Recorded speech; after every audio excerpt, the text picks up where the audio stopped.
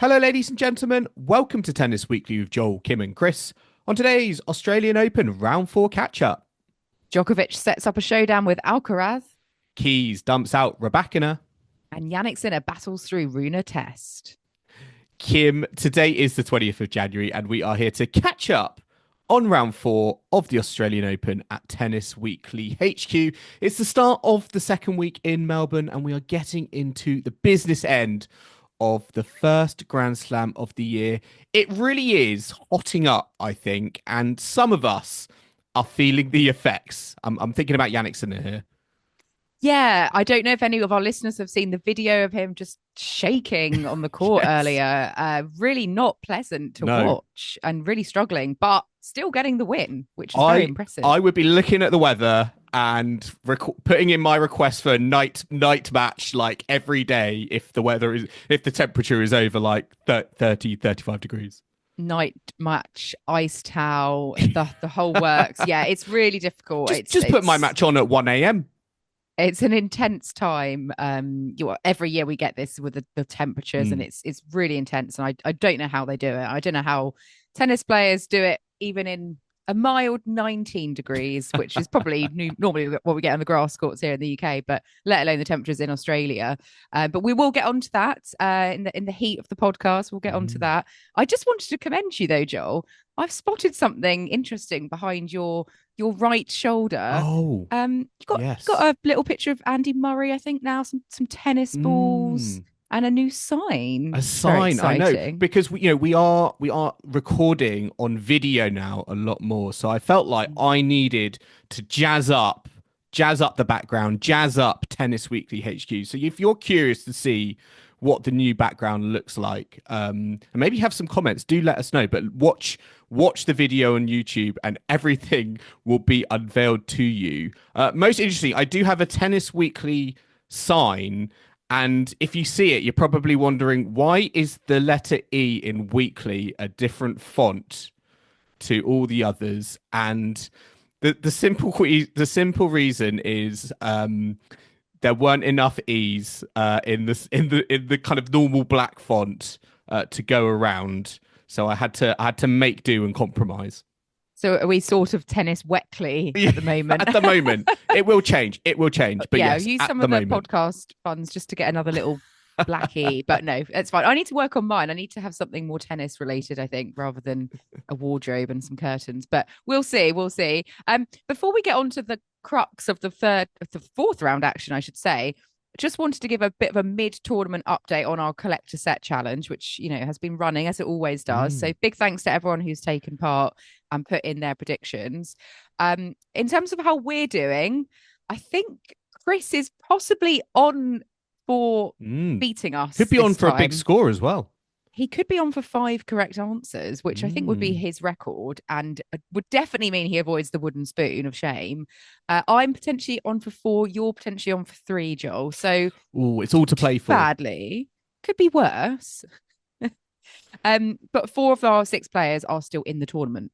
So we'll be able to know a lot more, I think, come Wednesday, because obviously, Draper and Zheng have fallen by the wayside, but badosa, Gauff, Djokovic and Alex de Minaur are still very much in the running. So further updates to come. Let's get on to the action though from the fourth round, because, well, let's start with that Jannik Sinner match. We do have to talk about it because of how impacted Sinner seemed to be with the heat and kind of illness, and how he was really, really struggling with that. But remarkably, he did still come through against Holger Rune in 4 sets to make it through to the quarterfinals, still there defending his title. At one point, though, Joel, did you think, I don't know if Sinner's going to do this, just based on what we were seeing from him on the side of the court? I didn't even know if he was going to finish the match at some points. It was really difficult and testing conditions. As you said, he was visibly shaking on the court, ice towel on.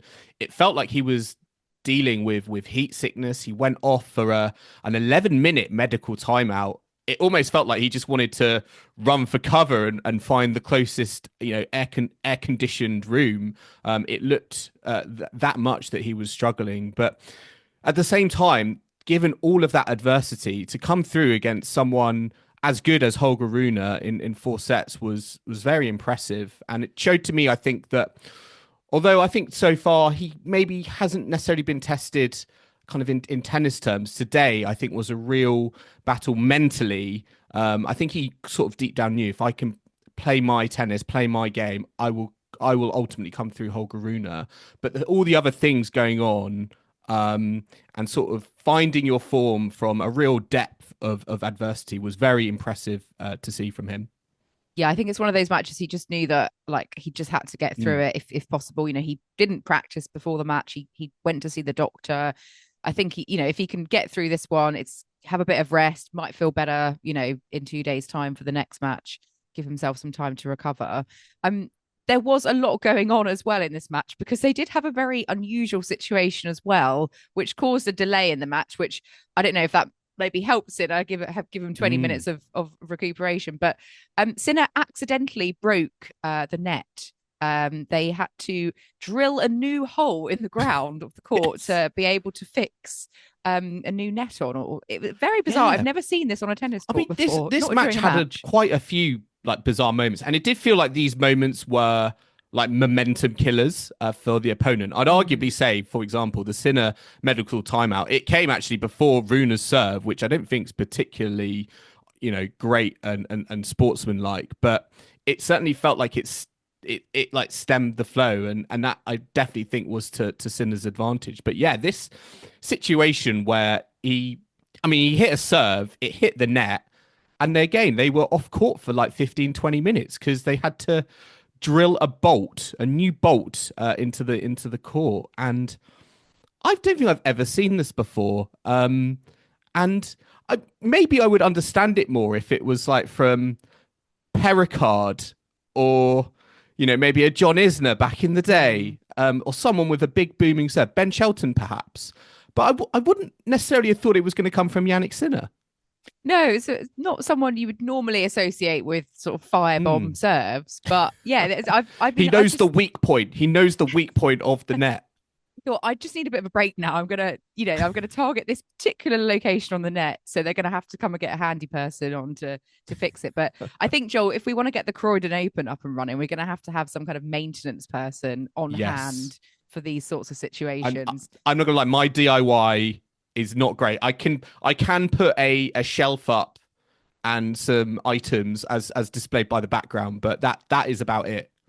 Yes, no, mine is also not great. But yes, Jannik Sinner has come through. He's survived a broken net sort of peg thing, and he's survived the shakes, and he remarkably has got a really fantastic record up and running of consecutive wins against players not in the top 10, 39 on the trot now. The Mm. last time he lost against a player outside the top 10 was back in Monte Carlo 2024. So, that's obviously you want to be winning against players inside the top 10, which he's done an awful lot of as well, but at least making sure you're Mm. not losing to, outsiders, you know, lower ranked opponents, journeymen, whoever you name it. He's not doing that. He's winning. And yeah, really, really, a stat that demonstrates his consistency, even with, Mm. sickness and such like. Very reminiscent of Novak Djokovic, who has come through many a match, Yeah. not feeling great, including in this very tournament. I mean, Jannik Sinner will be going on to play Alex de Minaur, who did come through against Alex Michelsen in straight sets today. So Alex de Minaur at home has reached his very first quarterfinal here at the Australian Open. What did you make of his performance today, Joel? Yeah, I mean, he was going in, I think, as the heavy favourite. I mean, Alex Michelsen's had a great tournament so far, but it does feel like this is, in the battle of the Alexes, this is Alex de Minaur's time, it feels Mm-hmm. like. And you spoke about kind of Sinner's consistency in relation to, defeating players outside the top 10. Alex de Minaur's consistency at reaching the quarterfinals at Grand Slams, I think, again, it's something to behold, I think, for a player who, again, there are people who criticize why is this player in the top 10? Is he good enough to be in the top 10? Well, I think as I said, if I'm Alex de Minaur, I'm telling those doubters as I say, my record, the fact that I've reached quarterfinal after quarterfinal after quarterfinal after quarterfinal at the most elite stage shows, as I say, a level of consistency that does, give him, the credentials, let's say, to be in the top 10. But this is now, I think, where it steps up for him, because he is in this sort of new phase and this new confidence, but he's got Jannik Sinner, and his head-to-head against Jannik Sinner, 9-0 in Sinner's favour. So it will be a very interesting one to see. We've spoken a lot about this kind of new Alex, this new confidence, married, engaged man now. Will it have an impact? And also the fact that he's playing at home. Yeah, home fans, really consistent, great stuff from Alex de Minaur. The Sinner head-to-head isn't great. Perhaps the home fans might come into adding that extra pressure, which he might not want. But in a way, what has he got to lose? No one's going to be expecting him to beat Sinner with that head-to-head 9-0. So I think he should just go for it. And if Sinner is maybe feeling a bit rough still, or has the shakes again, is still not well, then that could potentially help Alex de Minaur. Obviously, we don't want Sinner to be ill. We want a fair matchup. But I don't know. I think, he's got to that point. He's made sure he's there. You never know what's going to happen. My only worry is if Alex de Minaur never kind of gets any further and just kind of is stuck at this threshold of quarterfinals. He's sort of in danger of becoming the new Rublev, like the bridesmaid, never the bride. And I don't know. The longer that goes on, I do worry. He's sort of taken on that mantle, hasn't he, of Rublev, arguably from last season into this season, because Rublev is a player who we sort of associated just getting to the second week to a quarterfinal, and that's it. And de Minaur doesn't want to be in that place. But certainly against Sinner, it will be interesting to see what Jannik Sinner steps onto the court, because he admitted he wasn't 100% going on against Holger Rune. And if there's one player you don't want to face at not being 100%, who's going to be getting all the balls back, running around all the court, it's Alex de Minaur. So if he can maybe exploit that as well, I do think he has a very good opportunity to break that duck and not go 10 losses against the world number one. Yeah, 10-0 is sort of it's not a great record, is it? It's not a great record. Nobody beats Alex de Minaur 10 times in a row. No one should. Yeah, come on, ADM, come on, we have faith. But on that same side of the draw, we do have another quarterfinal set. Ben Shelton against Lorenzo Sonego. So this has occurred because Ben Shelton came through against Gael Monfils, and Monfils retiring sadly after going 2-1 down. I mean, you can kind of understand Monfils is age 38 now. He's played a lot of tennis lately, and it was just a bit too much, I think, this whole kind of streak he's had prior to AO and here. His movement was really, he was really hindered. This was like the happiest retirement stroke end of a match, I feel, ever for someone who, might not necessarily get to this stage of a Grand Slam, again. But I think Gael Monfils, he just knew the game was up. He'd run out of energy in the tank. It was all smiles at the net. It actually was very, very wholesome. And I think both competitors can feel were in a very positive mood, which is sort of odd, I think, because, as I say, Monfils was, he was in the match, but he just, as I said, just run out of his battery was just kind of completely depleted. Yeah, they had played 3 tiebreak sets. It wasn't, an annihilation, but I just think he felt like he just could not give any more. And it's just, like you said, it was a good-natured sporting retirement at the end there. But Ben Shelton back in the quarterfinals after he reached this stage 2 years ago on his debut. So I would imagine he's going to go a bit further. I mean, no offense to Lorenzo Sonego, I just feel Shelton would have the edge in that. Sonego came through against Lerner Tien, the up and coming next genner qualifier who beat Medvedev famously in the second round. That was a 4-set win by Sonego. But I don't know, Joel, do you think Sonego's going to trouble Shelton, make a bit of a surprise run to the semis? Possibly. I think it's certainly I think it's certainly on Shelton's racket, particularly with his serve. If he comes out with good serving stats, get first serve percentage high, cheap points, aces, I think he will be going in as the favourite. Yes. And on the women's side, Iga Swiatek very much continued her ruthless streak, sweeping past Eva Lys in just under an hour, 6-love, 6-1, only dropping one game yet again. This was bad. The Polish bakery very much back. But I can't say anything because this is Raducanu suffered a similar fate. Well, exactly. And me and Chris were debating whether Eva Lys would, also follow a similar path, Mm. and she very much did. Swiatek, yeah, really, really ruthless at the moment. She's only dropped 11 games in her first 4 matches, Wow. and 7 of those were in her first round against Siniakova. So since then, it's been, very measly pickings for her opponents. She does come up against Emma Navarro next, though, who came through against Kazatkina in 3 sets today. Where are your thoughts heading into a Swiatek Navarro quarterfinal? Navarro, the 8th seed, she's justified her seeding here, Mm. making it into the quarters. Has she got anything to challenge Swiatek? Will she get more than 2 games, or 1 game, I should say? I think she will, but I also think there's going to be a factor of fitness there because Navarro has spent a lot of time on the tennis court.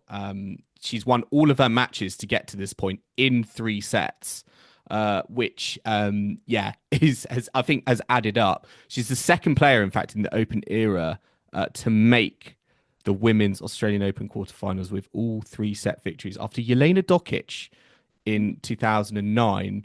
But I mean, even that match against Kasatkina, I was watching the third set. I mean, there were very similar players, a lot of extended rallies, a lot of baseline to baseline across the court. And I do wonder, with Swiatek again, if she kind of continues this ruthless streak, I almost kind of envisage how, if Navarro is going to have like anything left to give. The only thing I will say though is that I don't really think Swiatek's been tested so far, and arguably the test that Navarro has had, it might actually put her in a better place. Facing Kasatkina, for example, coming through that, going very very late, having actually more minutes on the court might actually help her. She's a bit more battle hardened, Mm. perhaps. Yeah, no, that's a fair point. We've seen that before. It just depends if you want to be somewhat battle hardened and tested versus having your fitness and energy levels still up Yeah. there. I mean, they haven't played since 2018 when they were both 17, where Swiatek beat Navarro. And I mean, to be fair, she did beat her 6-love, 6-2 then. So, the Polish bakery was very much Mm. open and running back in the day as well. But we will see, because Navarro is a very, very different player now, as is Yeah. Swiatek. I'd like to see it, be a closer match, than the love and one that we have accustomed to getting to see from Swiatek. But let's see. Let's hope that the Navarro can bring a match to Swiatek. On the other side, we do have Madison Keys and Alina Svitolina, who have set up a quarterfinal. Madison Keys coming through against Rybakina in 3 sets today. Keys, she's had some great results here in the past. She has reached the semi-finals here twice. So do you think she's going to go on further? I mean, what did you make of her against Rybakina today? Former finalist at this event, and Mm. now under the coaching of Goran Ivanisevic, but somewhat struggling still yet again, Rybakina. Yeah, it's tough. I always felt like looking at this matchup, it was always going to be kind of topsy turvy.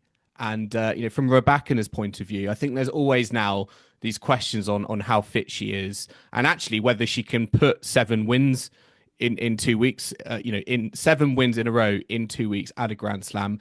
Is that actually beyond her at the moment? Because it just feels like we just kind of talk so much about, this, that. She got a niggle here, the talk of the back injury. It was quite clear to me, I think, that it was sort of inhibiting her, in this match against Keys. But also, I think, when it comes to that third set, it's interesting that she's now 2-7 in her last 9 3-setters at Grand Slams, dating back to the when she reached the Australian Open final in 2023. So I do wonder whether it's not just kind of physical issues. I do think there's mental issues as well. And I sort of talk about this normally, I think, with Madison Keys. She's normally lacks that consistency. Sorry, she can give a great set of tennis, but normally sometimes fades away. But in this case, it was Elena Rybakina. Yeah, and I mean, not sure really with Rybakina whether she's going to be able to get that back up there. I hope she does, because it's a real shame. We know her talent, and coming up against someone like Madison Keys, who is such a strong competitor, on her day. It's really pleasing for Keys though, and I do hope that she can maybe finally at one point justify the talent that, we think that she's got to maybe go all the way. She's got 6 semi-finals under her belt. And a slam final, hasn't she? And a similar player, Alina Svitolina, who is very much, got a lot of slam semis under her belt. She will be Keys' opponent in the quarterfinal because she came through against Kudermetova in straight sets today. So, Svitolina Keys head to head, quite a narrow one, just favouring Keys, I think. They played, I think, about 3 years ago, so it's been a while since they've played. That was also in Australia. Not really sure who to go for out of the two of them, but they're both players, I guess, in that vein of, it would be great if they could win a slam because they've been quite close, but never gone that final hurdle. So it's kind of all to play for, really, because you never know if one of them can finally get it done. I mean, I always feel that, Wozniacki at Australian Open 2018, this was the one title she managed to get after years and years of kind of being there or thereabouts. And I wonder if the Australian Open will perhaps give another player like that an opportunity. Yeah. If this matchup to me feels very, very 50-50. As you said, it's for me one of the more fascinating line matchups we have in the women's quarterfinals, because it is two players who at this point in their career, they probably would have felt, and I think a lot of fans do as well, they would have felt that these are befitting of a Grand Slam title, at least one Grand Slam title. And this is a real, opportunity to do that. They're both playing great tennis. I mean, against Kudermetova, I know she was kind of 4-1 down in that first set, but after that point, Svitolina just flicked a switch, and it was, a demolition really. So I think it will be very tight. I think it will be very competitive. And we'll have to see. But I mean, Alina Svitolina, I've been reading comments about the fact that, is she the best player in the Open era, without a Grand Slam final, given the, the ranking that, she's reached, the level of tennis that she's reached as well. I mean, I can't really think of many other kind of contenders out there, particularly on the ladies' side. Yeah, I think she'd be right up there. I definitely think she deserves to make a final. Otherwise she's sort of in danger of being a bit of a Tim Henman, getting to quite a few semi-finals and, being ranked high up, but never going all the way. And, I would love to see it. I would love to see her kind of finally get a massive, get a slam. But Keys Svitolina, that could be a really tasty match, I think, between the two of them. I'm gonna give Keys a slight edge, but could go either way. But it's going 3 sets. I think so. I'm confident. But let's take a quick break now. We'll be back in the second half, looking back on all the action from the rest of the fourth round with Carlos Alcaraz and Novak Djokovic setting up a mouth-watering quarterfinal showdown. Plus, we'll be looking ahead to all of the rest of the quarterfinals coming up tomorrow. So do not go anywhere. Welcome back to the Tennis Weekly podcast and our Australian Open round 4 catch-up. I do think we've got to start with Djokovic versus Alcaraz being the quarterfinal that has been set in place. When the draws came out, we knew this was kind of on the cards, but we were just waiting to see if both of them would get there. I didn't think it was on the cards. So. I will say that now. I thought, I've still stuck by it, and I looked a fool. I honestly thought Machat was going to be taking out Djokovic in round 3, but to Djokovic's credit, I think he has grown a lot in the first week of the tournament. He's found his footing, and he's playing a lot better, I think, than at the start of the campaign. Yeah, straight sets against Jiri Lehecka in the fourth round. So another Czech player that he's sort of another tricky customer as well. Yeah, Lehecka's not easy. So this was a really quite a solid, comprehensive win to get it done in straight sets, maintain his energy. And I think, the main talking point really from the match was the fact that he refused to do the on-court interview with Jim Courier afterwards. And I suppose that's what we would need to discuss the reason why, which was Djokovic kind of protesting about some comments made by anchor Tony Jones on Channel 9, who sort of in charge of the AO coverage. Tony Jones mocking Djokovic's fans live on air, which obviously Djokovic did not take kindly to, and basically said, I'm refusing to do the post-match interview because I've got beef with Channel 9 because of those comments. Yeah. Which I mean, the comments were he shouted to a bunch of Serbian supporters in the grounds. He said, Novak, he's overrated. Novak's a has-been. Novak, kick him out. And I was sort of watching the clip and I sort of get it because he was on camera. It probably felt like the pressure to say something and probably try and say something that came across in a bit of a jokey banter type way because he's talking to fans as well. But yeah, a lot of people, including Novak Djokovic, did not take it that way. Yeah, and I have to say, I mean, I didn't think it was particularly funny. I thought it was unnecessary. I think it was the anchor trying to have a bit of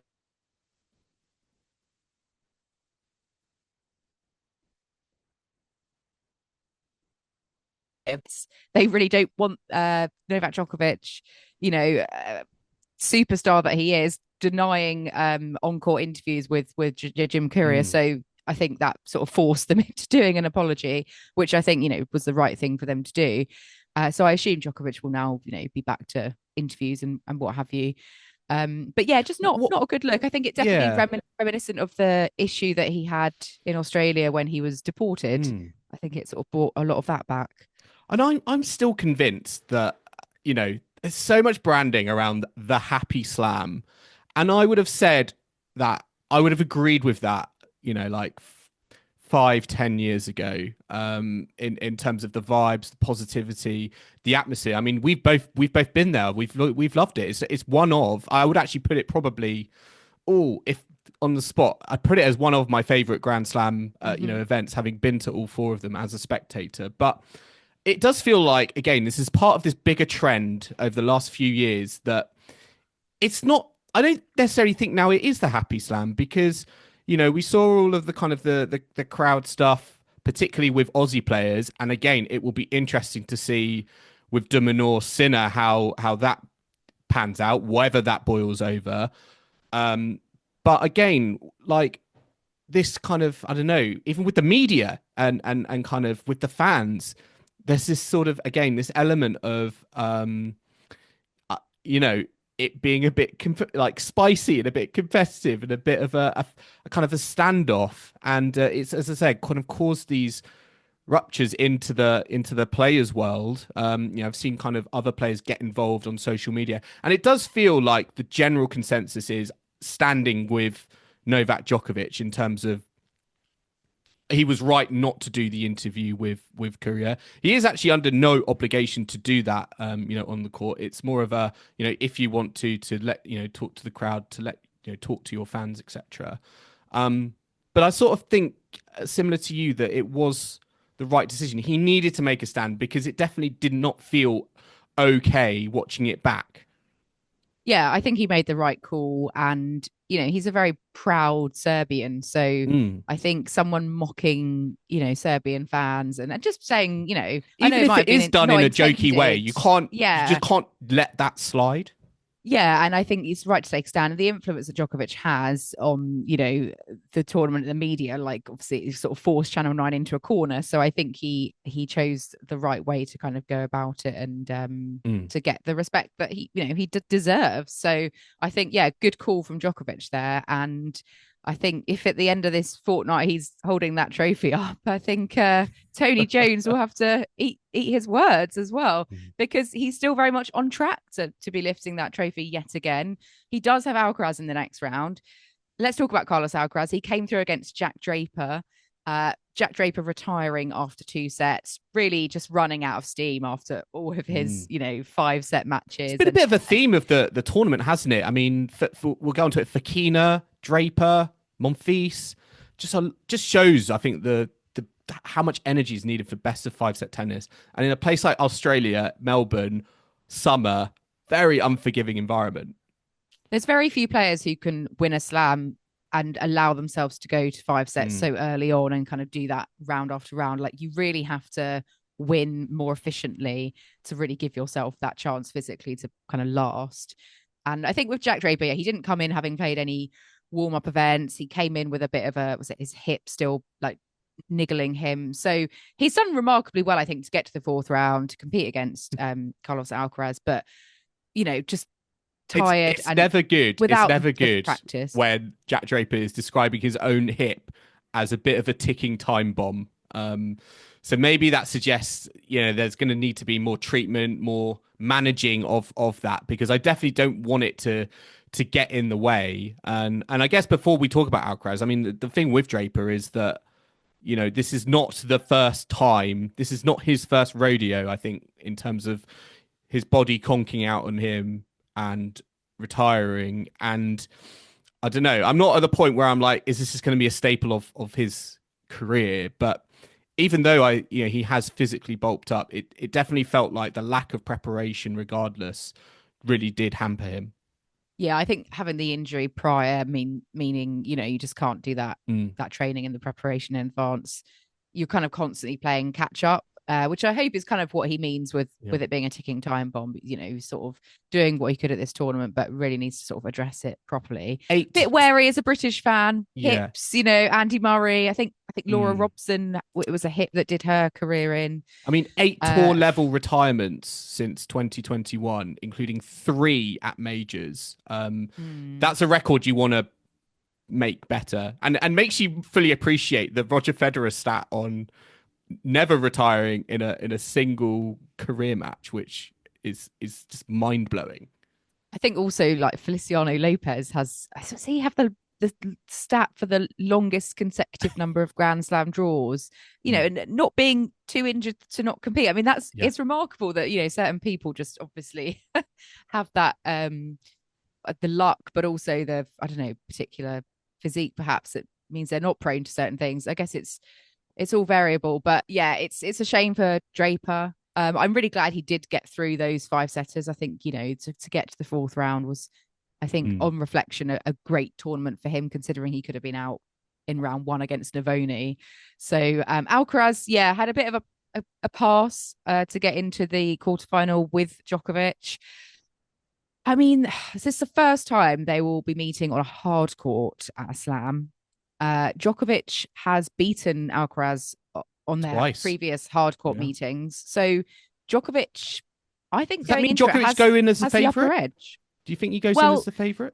He leads the overall head-to-head 4-3. He leads their hard court meetings. Alcaraz has never beaten Djokovic on a hard court. The last time they played was in the Olympics, which was, that was clay, wasn't it? Yeah. But and best of 3.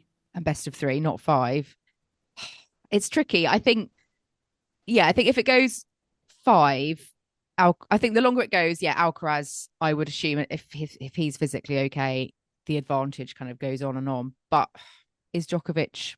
So you think Djokovic still needs playing to? At a good enough do you think level? Djokovic needs to get it done in 3 or 4, given the 5-set record of Alcaraz? I think so. I mean, that's how we spoke about Djokovic like a few years ago with his 5-set record. Yeah, but he's 37 now, isn't he? And not a spring chicken. We asked our listeners on social media, on Twitter, and the poll results are in. Djokovic 46%, Alcaraz 54%. Ooh. So they are favouring Carlitos. But yeah, I do wonder if it is a match that the longer it goes, the longer it favours the young gun in Alcaraz. And I'll be watching and looking at the Alcaraz serve, because he remodeled that over the off season, and it's looking in fine fettle at the moment. And it could be an extra weapon that could help him on a hard court, because this is Djokovic's home. It's going to be very fascinating matchup to see. Djokovic also with Andy Murray in his box. So what will that throw in? First time playing Alcaraz with Andy in there. So very curious. He needs to be in Jack Draper's box to manage a hip injury. Well, yeah, I mean, it may come to that, mightn't it? Let's hope not. But on the other side, we do have Sasha Zverev, who has set up a quarterfinal with Tommy Paul. Zverev coming through against Humbert in 4 sets. And Tommy Paul thrashing Davidovich Fokina. I mean, I'm surprised Fokina didn't retire. He won 3 games, but he was absolutely shattered after all of his 5 sets. It just wasn't. It was almost like a training match. I mean, it was a practice match. So Tommy Paul not really tested, but he'll be up against Zverev in the quarters. I think, funny enough, Paul has a winning head to head against Zverev. He's never actually lost to Zverev. So that's an interesting stat there that, I'd still favour Zverev on this one, as it's a. I feel like this is like the story of Tommy Paul's career. He could be up in a head to head. He could be the higher ranked player, but he's still the underdog. He's still like, undervalued. And I was reading, I think he's going to be in the top 10 after the Australian Open, given his results. And again, just feel like he's a very underappreciated, underrated player. And even, we've got Ben Shelton in the quarterfinals as well. It feels like, feels to me like there's a lot more noise surrounding him and his upcoming trajectory. But Tommy Paul is ready to go. And I think with Zverev, he still has a little blip in him. And as the closer we get to the business end, I always feel like it has an adverse impact on Zverev.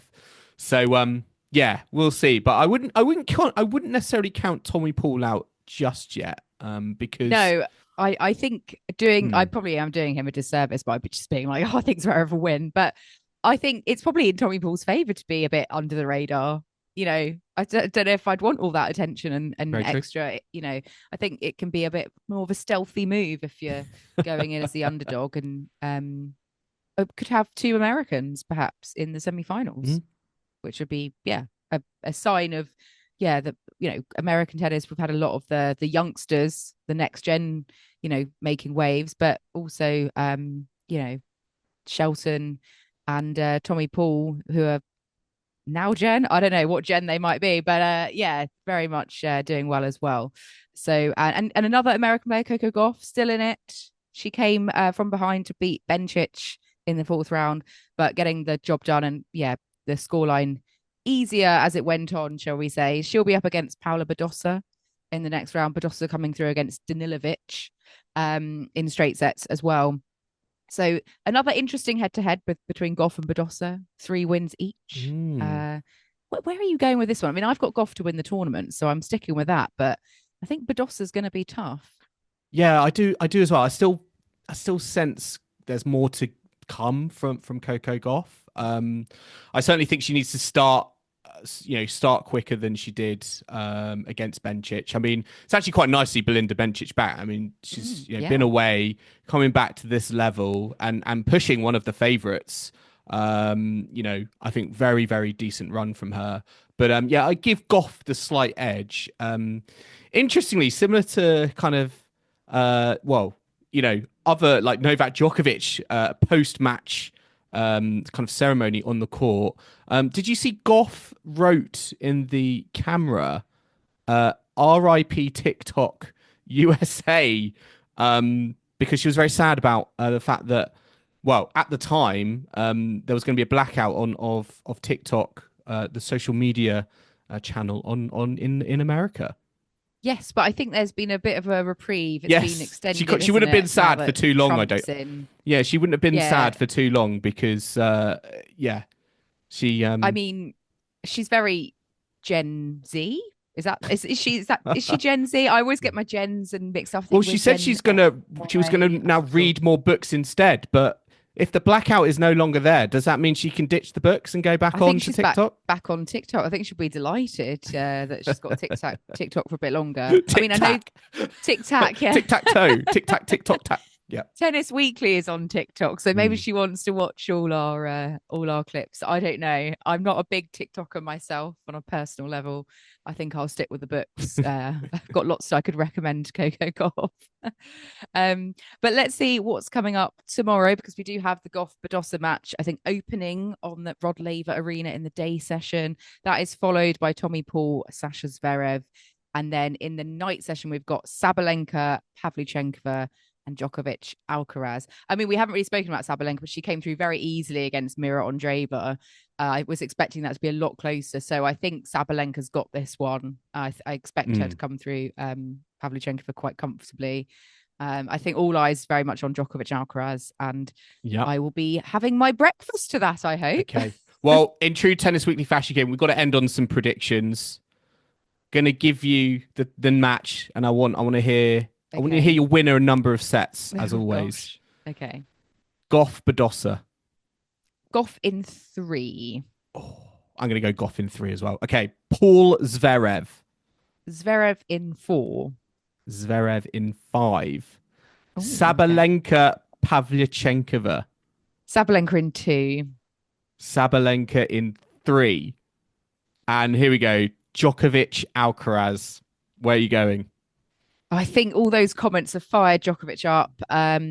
Andy Murray's going to be influential. It's Djokovic in 4, I think. Oh, I could go Alcaraz in 4.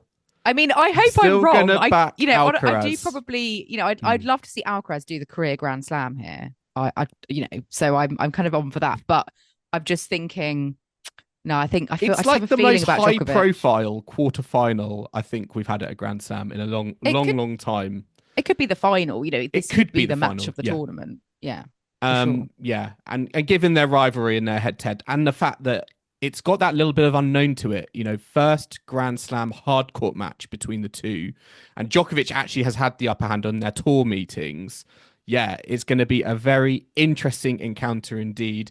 We will be, of course, catching up on it in our quarterfinals catch-up, which will be on Wednesday. But for now, listeners, I hope you've enjoyed our round 4 catch-up of the Australian Open with Tennis Weekly podcast. Remember to subscribe to us to stay up to date on all the action still to come this week. Week 2 from the Australian Open. We're on Apple Podcasts, Spotify, YouTube, and all major podcasting platforms out there. And if you like what you're hearing, then make sure to leave us a rating and review on Apple Podcasts or Spotify. Plus, like and subscribe to us on YouTube, as well as hit that notification bell. You can also follow us on social media or email the show. We are on Facebook, Instagram, TikTok and X. Our handle is at Tennis Weekly Pod. You can also purchase Tennis Weekly merch at etsy.com/shop/Tennis Weekly Podcast, and email us as well if you like on tennisweeklypod@gmail.com. And don't forget to check out our website, tennisweekly.co.uk. And we will be back on Wednesday at Tennis Weekly HQ for our quarterfinals catch up. I'm already curious to see what we're going to be talking about for Novak Djokovic versus Carlos Alcaraz. But I hope you can join us for that. In the meantime, it's goodbye from Kim. Goodbye. And it's goodbye from me. We'll see you again soon.